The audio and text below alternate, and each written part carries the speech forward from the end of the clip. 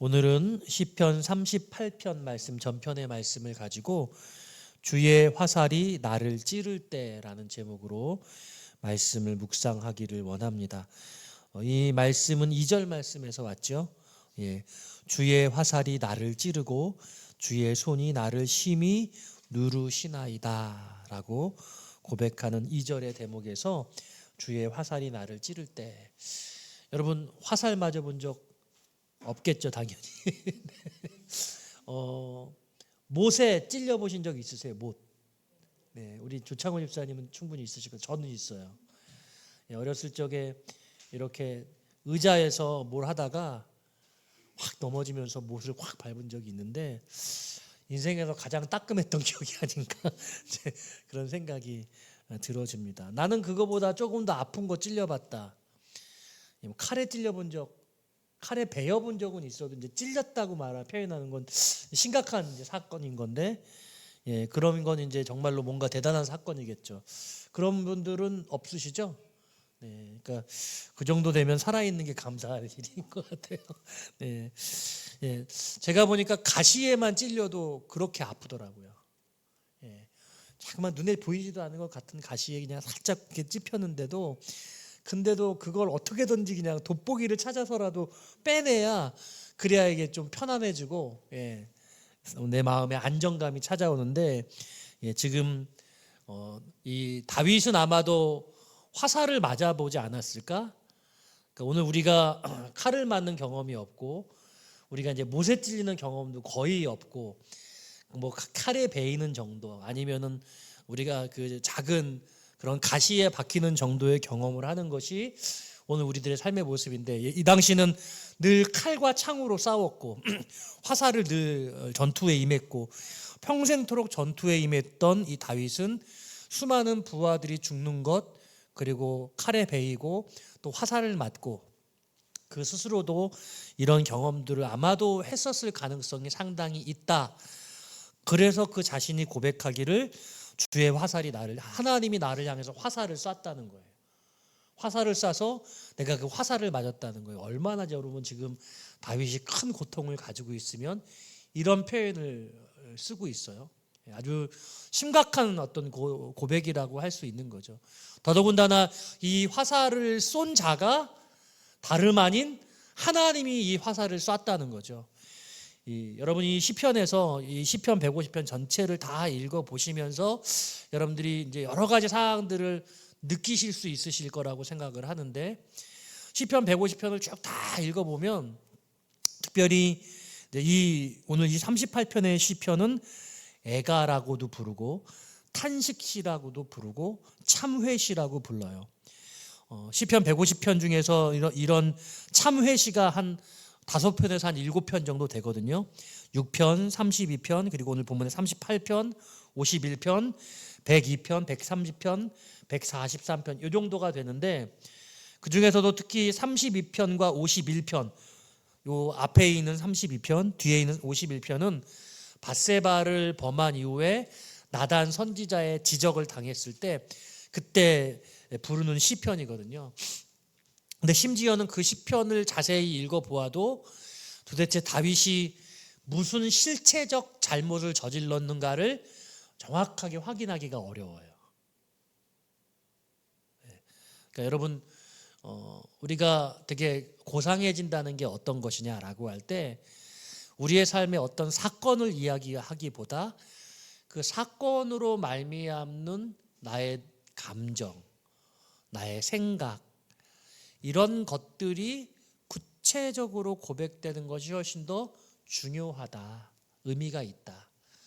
그래서 회개를 할 때 회개하는 진정성 있는 모습이 무엇이냐라고 할 때 우리가 하나님 앞에 은밀하게 그 실체적 진실, 그 사건 자체를 고백하고 그리고 그것을 사죄함을 받는 게 매우 중요합니다만은, 어떤 면에서는 내 생각과 내 감정과 내 모든 고통과 통증까지 주님 앞에 다 토로해 내어져서 그런 감정적인 사함을 얻게 되어지는 것, 내 삶의 죄의 전체적인 전반적인 부분이 주님 앞에 다 토로하게 되어지는 것, 이게 탄식시, 참회시의 가장 전형적인 모습이다. 이렇게 생각할 수 있어요. 그래서 여러분들이 어떤 마음의 큰 고통을 누릴 때, 예를 들면 우리가 이렇게 참회의 기도를 새벽에 나와서 혼자 기도한다 하더라도 주변에 있는 사람들이 저분이 뭔가 강력한 회개의 기도와 참회를 하고 있지만 무엇 때문에 그러는지는 모르는 그런 사건이 생길 수 있는 것이죠. 그래서 오늘 이 시편 38편도 쭉 읽어보면 도대체 무슨 사건이 어떻게 벌어지고 있는지는 알 수 없어요.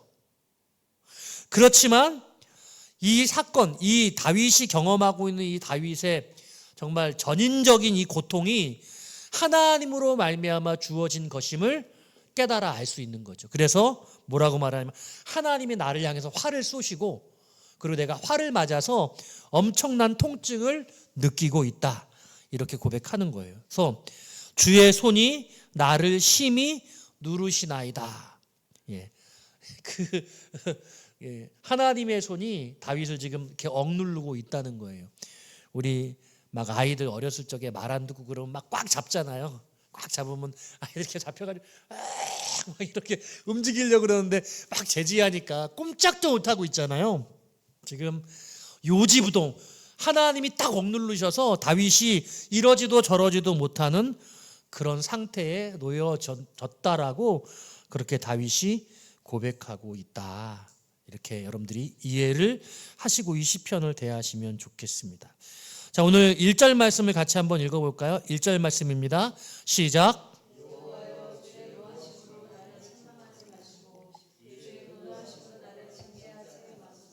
예. 자, 여러분 마지막 절 22절도 한번 읽어보기 원합니다. 21절 22절을 읽죠. 시작. 여호와여 나를 버리지 마소서. 나의 하나님이여 나를 멀리하지 마소서. 속히 나를 도우소서. 주 나의 구원이시여. 아멘. 자, 지금 이 시인이 고백하고 있는 이 고백의 출발이냐면 하나님이 노하셨다는 상태는 다윗은 인정. 하나님 너무 화나셨어요. 그래서 하나님이 다윗을 향해서 화를 쏘시고 다윗을 움직이지 못하도록 누르시고 계세요. 근데 뭐라고 하냐면 나를 책망하지 말래요. 그리고 나를 징계하지 말라고 말해요. 이 장면이 생각났어요. 옛날에 그 학교 다닐 때 또 영화 같은 장면에서도 봤는데 이렇게 담임 선생님 너무 화가 나가지고 잘못한 아이들 앞으로 나와서 엉덩이 엎드려 뻗쳐하고 막 몽둥이질을 딱 하면은 어떤 아이들은 딱 참고 끝까지 맞잖아요. 근데 어떤 애들은 그리고 막 손으로 막 이러잖아요. 기억나시죠? 그런. 조창훈 목사님 어떤 타입이셨어요? 이렇게 딱 무직하게 끝까지 맞는 타입이에요? 아니면 때리지 말라고 막? 네. 저는 좀 때리면 그냥 맞는 타입이었던 것 같아요. 근데 지금 다윗은 굳이 보면 뭐라고 말하냐면 나를 책망하지 마세요. 나를 징계하지 마세요. 막 손들고 때리지 말라고. 저희 신서도 옛날에 맞을 때는 때리지 말라고 막 몽둥이 잡고 그랬어요. 몽둥이 막 잡아. 때리지 말래. 여러분 하나님이 우리를 벌하시면 우리는 아무것도 할 수 없는 그런 사람, 그런 존재라고 하나님 되게 멀게 느껴지고 있는데 오늘 이 정도 이 광경은 마치 엄마가 아이를 때릴 때 아이가 막 울면서 손 붙잡고 막 때리지 말라고 막 그러는 것 같이 느껴지지 않나요? 지금 우리 눈에 보여지지 않고 만져지지 않는 하나님에 대해서 다윗은 이 내 삶 속에 있는 나의 이 고통의 문제가 하나님으로 말미암은 것이고 내가 큰 잘못을 저질렀고 그래서 하나님 앞에 마치 아이가 엄마의 손을 붙들고 때리지 말라고 말하는 것처럼 책망하지 말라고 나를 징계하지 말라고 이렇게 고백하고 있는 거죠. 아주 친근한 비록 죄 가운데 놓여져 있지만 다윗과 하나님의 관계가 얼마나 깊이 묶여져 있는가 하는 부분을 느껴질 수 있는 그런 대목이라고 할 수 있는 겁니다. 우리 여러분들이 신앙생활 하시는 가운데 하나님이 멀게 느껴지기보다 이렇게 가장 가깝게 여러분들에게 속삭이시고 또 엄마의 손길처럼 그렇게 느껴지시는 비록 죄 가운데 있는 중에라도 다윗이 이렇게 살가운 모습으로 하나님을 대하고 있는 이 모습을 여러분들도 경험하실 수 있게 되기를 바라요. 자, 계속해서 이 시편 속에서 지금 이 다윗의 고통의 문제가 여러분 잘 보세요. 육체적 고통인지 정신적 고통인지 한번 여러분 따져보시기를 바랍니다. 자, 지금 3절 말씀 같이 읽어볼까요? 시작. 주의 진노로 말미암아 내 살이 성한 곳이 없사오며 나의 죄로 말미암아 내 뼈에 평안함이 없나이다. 자, 보세요. 살에 성한 곳이 없어요. 살에 성한 곳이 없습니다. 또 뼈에 평안함이 없어요. 근데 뼈의 통증이라고 얘기를 해야 되는데 뼈가 평안하다라는 표현은 이 평안이라는 건 되게 심정적 마음의 어떤 평안을 말할 때 쓰는 단어인데 이게 육체에 사용되어지고 있다라고 볼 수 있어요. 자, 여기 지금 5절 말씀에 보면 내 상처가 썩어 악취가 난다. 3절에 살이 성한 곳이 없다는 말과 연결되어지죠. 예? 근데 이 상처가 썩어서 악취가 나는 원인이 뭐냐면 자신이 어리석은 우매한 까닭이래요. 이 상처의 원인은 자신의 어리석음, 정신적인 것이죠. 심리적인 문제입니다. 근데 6절에 내가 아프고 심히 구부러졌대요. 구부러졌다는 건 뭐예요? 이렇게 아파서 배를 움켜쥐고 이렇게 하면 구부러지잖아요. 그의 통증이 얼마나 심한지 그가 몸을 구부리고 있는 모습입니다. 그리고 종일토록 슬픔 중에 다닌다. 이것도 신음 중에 다닌다. 아파가지고 끙끙거리는 신음이라고 표현하지 않고 그의 감정적인 슬픔이라는 단어가 사용되고 있어요. 3절에서 평안함이라는 단어, 평안함이 없어졌다라는 단어와 같은 느낌으로 사용되어지고 있어요. 7절 말씀에 허리에 열기가 가득하다. 여러분 뭐 열이 오르면 머리에 열이 오르거나 아니면 얼굴에 땀이 나거나 그런데 지금 허리에 열기가 가득하다는 이 허리는 어떤 걸 의미하는 건지 사실 정확하게 이해하기가 좀 어렵다는 생각을 제가 했습니다. 그런데 역시 마찬가지로 살에 성한 곳이 없다고 말합니다. 여러분 잘 아시는 것처럼 어떤 부분에 넘어져서 타박상이 생기고 그리고 거기에 곪게 되면 거기서 열이 납니다. 심장에 열이 그래서 폐로 가면 폐혈증이 돼서 만약에 사망에 이르게 되어지죠. 그런데 8절에서 보면요, 또 이 살이 성했다는 이 단어가 뒤에 가서는 피곤하다는 말로 이야기하고 또 마음이 불안하다라는 그런 고백도 하고 있는 것이에요. 아마도 그의 상처는 이 무엇인가 누군가의 쏜 화살에 직접적으로 맞고 전쟁 중에 상당한 부상을 당해서 그래서 깊은 전투 중에 몸에 이곳저곳이 부상을 입게 되었고 너무 아파서 똑바로 서서 걸을 수 없는 상태에서 그는 질질 몸을 구부려서 이동하고 도망치는 상황에 있고 그래서 온몸에서 열이 나게 되어지고 허리에 열기가 가득하고 그리고 그런 가운데 누워서 자고 싶지만 잘 수도 없어서 너무나 지친 가운데서도 도망치는 상황에서 피곤한 상태, 지경에 이르렀다. 그가 전투 중에 어떤 도망자의 신세에 처한 것이 아니겠는가 이런 생각을 하게 되어진다 볼 수 있는 것이죠. 그러니까 이 시편 38편의 말씀이 어떤 사건인지 정확하게 우리가 헤아릴 수는 없지만 상당한 신체적인 그런 부상을 입게 되어지고 그리고 이 부상이 화살로 맞은 것으로 말미암았을 가능성이 상당하고 근데 다윗은 이와 같은 부상을 하나님의 노하심이다라고 그렇게 말하고 있더라. 그럼 이렇게 이해하시면 되겠습니다. 자, 그런데요. 이제 이와 같은 상황을 그 다윗 스스로가 어떻게 고백하고 있냐. 4절 말씀 매우 중요한 단어입니다. 시작. 내 죄악이 내 머리에 넘쳐서 무거운 짐 같으니 내가 감당할 수 없나이다. 지금 화살을 맞고 상당한 부상을 입고 육체적인 고통과 정신적인 고통에 호소하고 있는 이 다윗이 지금 어떤 마음가짐, 어떤 생각을 이게 지배를 받고 있냐면 내 죄악이 내 머리를 넘쳤다. 내가 너무나 큰 죄를 저질렀다. 내가 감당해낼 수 없는 죄악을 저질렀다. 이렇게 표현하고 있는 거예요. 감당할 수 있는 죄와 감당할 수 없는 죄, 그런 차이가 여러분 있을까요?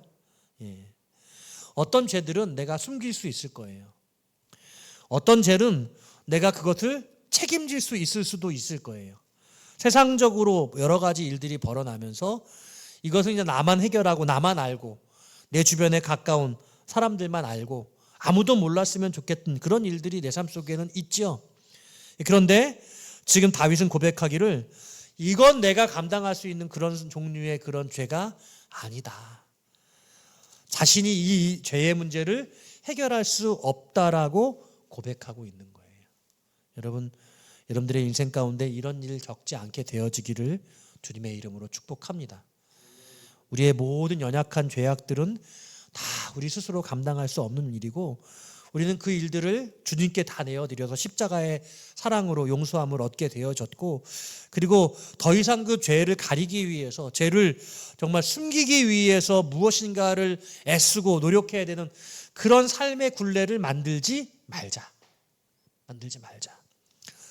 다윗이 어떤 이유에서인지 전투 중에 화살을 맞고 도망자 신세가 됐는데 온몸에 상처를 입고 온몸에서 열이 난데 누워서 쉬고 싶은데 치료도 못 받고 잠도 잘 수 없고 그러는 가운데 너무나 피곤한 지금 가운데 놓여져 있는데 그 자의식은 어떤 느낌이냐면 이게 죄 때문이다. 여러분 어떤 일들을 할 때 뭔가 사건이 생겼는데 나는 정말 이 문제에 대해서 아무런 죄의식이 없어요. 그러면 하나님 앞에 내가 정당하냐? 물론 과연 정당한가를 우리가 물어봐야 하지만 그 사건이 벌어지자마자 내 마음속에 이건 내 죄 때문이구나 라고 생각하게 되어진다고 한다면 이 모든 일이 내 죄 때문에 하나님이 나를 벌하시는구나 라고 생각한다면 오늘 이 시편 38편의 다윗과 같은 그런 내적 상태를 가지게 되는 거죠. 더 나아가서 이 다윗의 이 고백은 지금 다른 사람들에게로 향하고 있어요. 11절 말씀 읽어볼까요? 11절입니다. 시작. 내가 사랑하는 자와 내 친구들이 내 상처를 멀리하고 내 친척들도 멀리 섰나이다. 자, 이 다윗이 갖고 있는 고통의 문제가 어떤 성질의 것인지 정확하게 설명하고 있지 않지만 이 다윗의 상처로 말미암아 다윗의 지인들도 다윗을 멀리한다는 거예요. 도망자 생활을 하고 있었던 다윗, 고통 중에 죄로 말미암아 깊은 자의식에 하나님 앞에 내가 억눌림을 당하고 있다라고 생각하는 이 다윗이 내가 감당할 수 있는 그런 상황의 죄가 아니라고 그렇게 고백하고 있고 그리고 11절에서는 이 문제가 내 친구들도 나를 멀리하고 내 친척들도 가족들도 나를 멀리합니다. 무엇인가 도망자 생활을 하다 보니 이 친구들이 다윗을 숨겨주지 않는 거죠. 가족들조차도 다윗을 숨겨줄 수 없는 그런 지경에 빠진 것이 아닌가 이 11절의 말씀으로 추론해 볼 수 있는 것입니다. 12절 같이 읽어볼게요. 내 생명을 찾는 자가 올무를 놓고 나를 해하려는 자가 괴악한 일을 말하며 종일토록 음모를 꾸미오나. 자 보세요.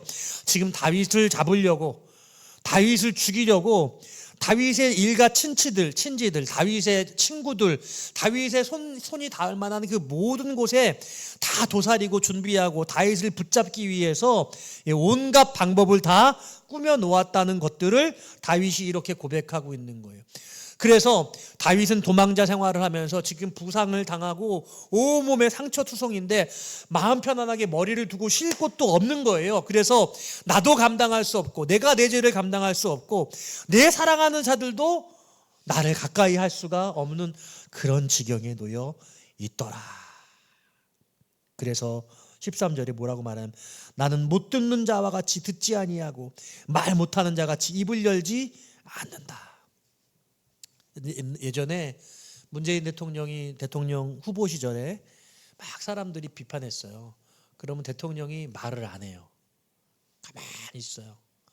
왜 그러냐면 입을 열어서 진실을 말하면 그 진실이 더 많은 사람의 표를 깎아먹거든요.